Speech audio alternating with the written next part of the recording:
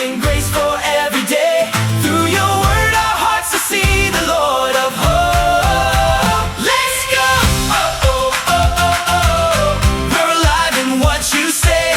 Let your truth light up the way. Let's go! We live in an age of constant noise, battered daily by a relentless cycle of terrifying news and financial anxiety.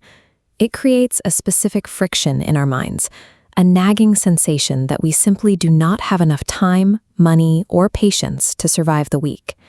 That modern sensation of complete exhaustion is exactly where the Gospel of Matthew drops us in chapter 14. Whether in 2026 or the first century, the promise of earthly security eventually leaves us drained. We find ourselves looking past the palace walls, searching for a sanctuary that human power cannot provide. The chapter begins inside the political epicenter of the era, the wealthy palace of Herod Antipas. During a lavish birthday banquet, Herod orders the execution of the prophet John the Baptist. This diagram models the mechanics of that earthly kingdom. Herod is driven by a toxic loop of personal guilt and extreme peer pressure, trapping him into making a highly destructive decision. Despite sitting at the absolute top of the political food chain, Herod is terrified. He is completely paralyzed by paranoia, believing John has returned from the dead. This is the banquet of Herod. It represents the peak of human authority, a system that aggressively promises absolute control, but ultimately delivers chaos and death. Upon hearing of John's death, Jesus withdraws. He leaves the political noise for a stark, empty wilderness, the traditional Jewish location for encountering God. But the desperate crowds follow him. Pushing past his own profound grief, Jesus looks at the crowd and feels splagchnizomai, a deep, visceral, gut-level compassion for their suffering. They are miles from civilization. There is no infrastructure, no marketplace, and no logistical way to feed a massive, hungry crowd in this desolate terrain. Taking 5 small loaves and 2 fish, Jesus blesses the food, breaks it, and freely gives it to everyone. When everyone is full, they collect exactly 12 baskets of leftovers, one for each tribe of Israel, visually signaling God's complete and overflowing provision. Look at the opposing realities. Herod's wealthy palace generated paranoia and murder. Jesus, standing in the poverty of an arid desert, generates life and overflowing abundance. Later that night, the narrative moves into the 4th watch, the hours between 3 and 6 a.m.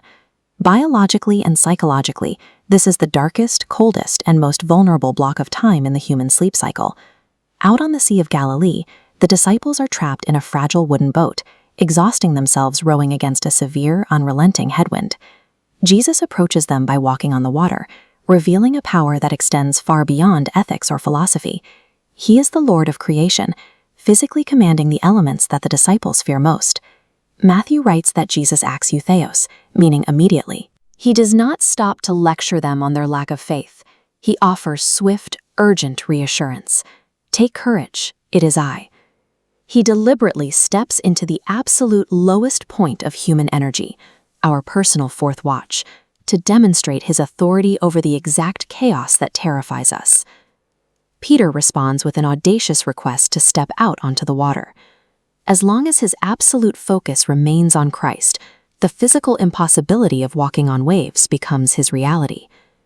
This diagram maps the physics of his focus. A steady sightline anchors Peter directly to Christ, keeping his trajectory level above the water. But the moment his attention transfers to the physical reality of the wind, the trajectory instantly plunges. We sink when we obsess over the problem. We stay afloat when we fixate on the provider. This is the practice of eye management. Surviving the storm is never about possessing the personal strength to fight the wind. It is strictly about the discipline to manage where we lock our eyes. Look at the wind hitting your own life this week.